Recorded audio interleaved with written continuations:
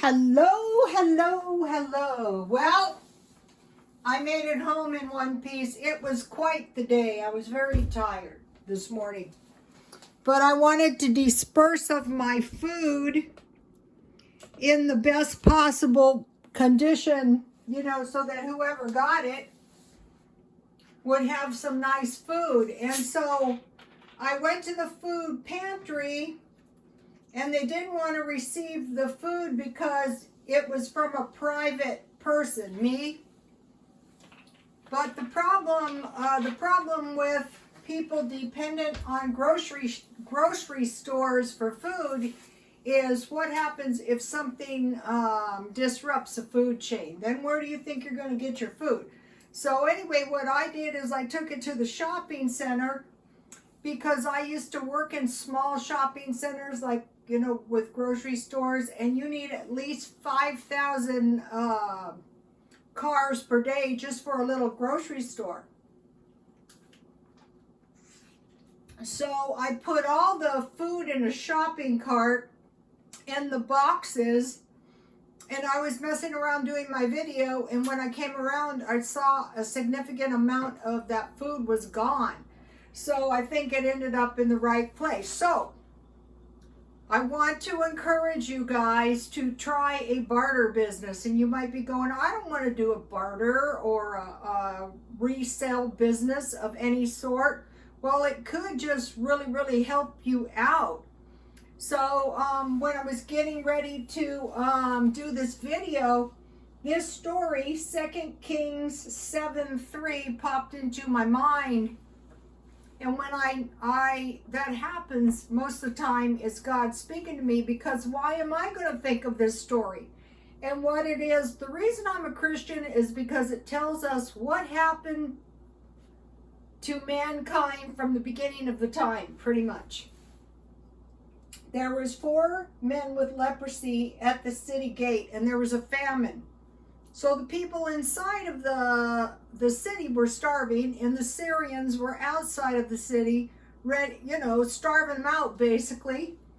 And so one of the leprous men said, if we go in, we're just going to starve anyway, but maybe, if we approach the Syrians, they're going to kill us, but maybe we can get some food and survive. So when they went to throw themselves on the mercy of the Syrians, the army was gone, because they heard the sound of chariots and they thought they were being attacked by a huge army, and they left everything. They left tents, horses, donkeys, and food. And so and there had been a prophecy that food was coming the day before, and people were probably thinking, I don't see how that's possible. How about I don't have any food and someone leaves 150 pounds of food in the parking lot? Now, if you walk past that food, or if you don't prepare provisions for yourself, usually famine and starvation go together. So you might be thinking, famine, pestilence and starvation, famine is never going to hit us. Really? Has disease hit us? So what would cause this famine? Lack of food and clean water and disease. Disruption of production, farming, and disruption of distribution. Also, there could be stealing. And also the army eats first. Just remember that, which is good if you're in the army.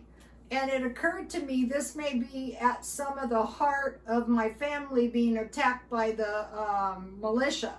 They said it was because they were polygamists, but they also had dairy farms and provisions. And I think at the heart of that, it was really stealing.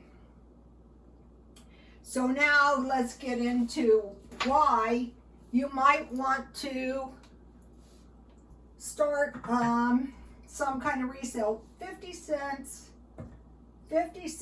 and then I will make a tasty fruit salad, because thank you, Jack. 50 cents, this is peas.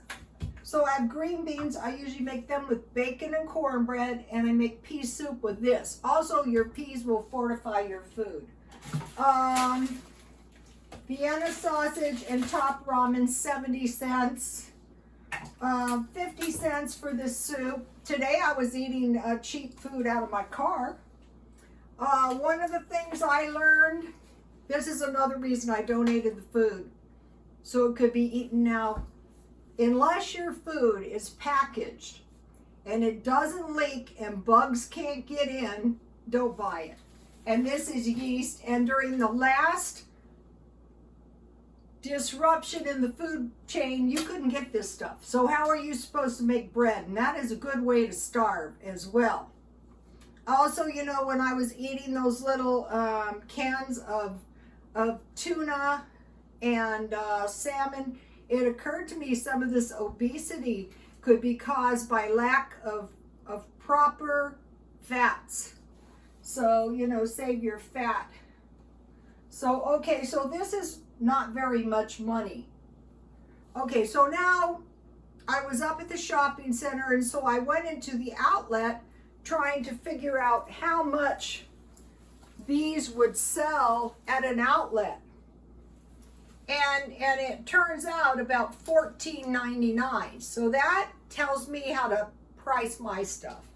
And then these are super cute. If you have anything like a military jacket. And then I noticed that the coats in the outlet center were about $20. Now this is a really nice coat. And you know, if I was willing to sell it for $20, somebody would be really lucky to get it. And then I could buy some food. Or if one of my friends needed a coat. So this is why when I had to move last time and I lost my trunks full of coats, it was really no joke, you guys. And this is coats. So these would be around $20. This is really nice.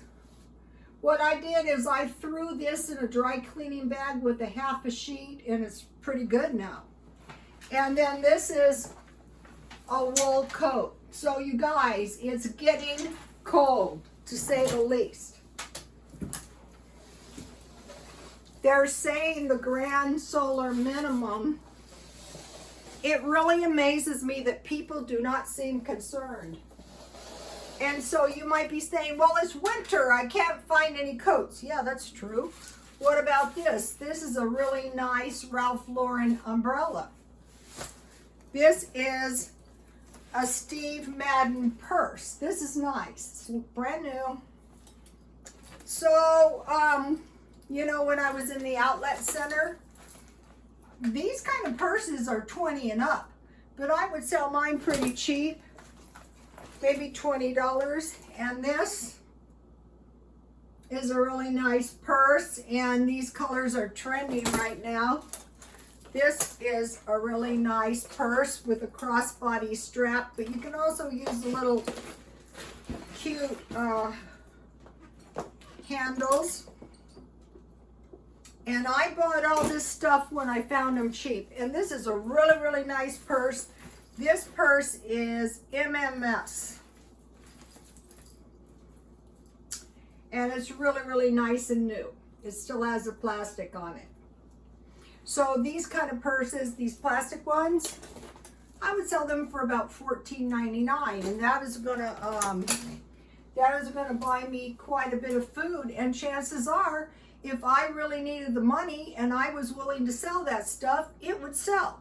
You could sell it at a flea market, you could sell it at a swap meet, at a yard sale, and then, you know, jewelry.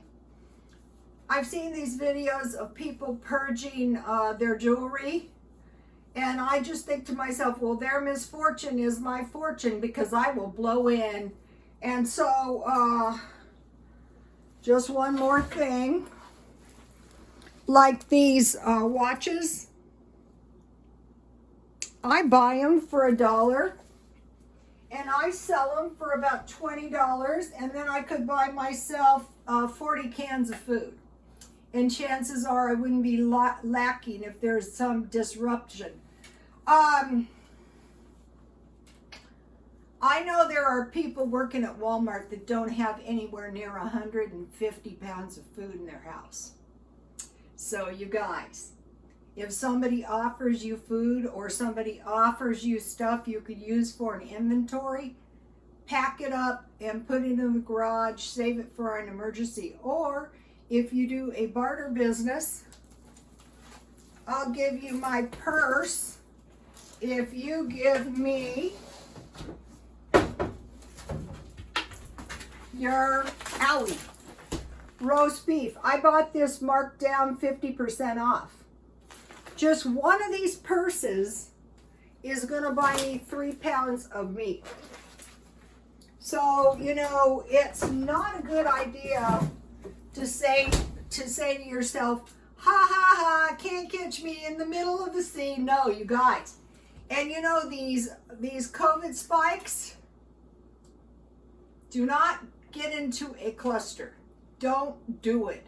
Stockpile a little food each day. Maybe one can, maybe one food item and maybe one non-essential item. I'm going to make this this fruit cocktail after I get off my 3 days of dieting. And then I have enchilada sauce in the haul, and I'm going to make an enchilada pie, and I have a good corn recipe for you guys that's coming up. Okay, you guys, please like, comment, and subscribe. And no baby, but everything is looking good. All right, God bless you all.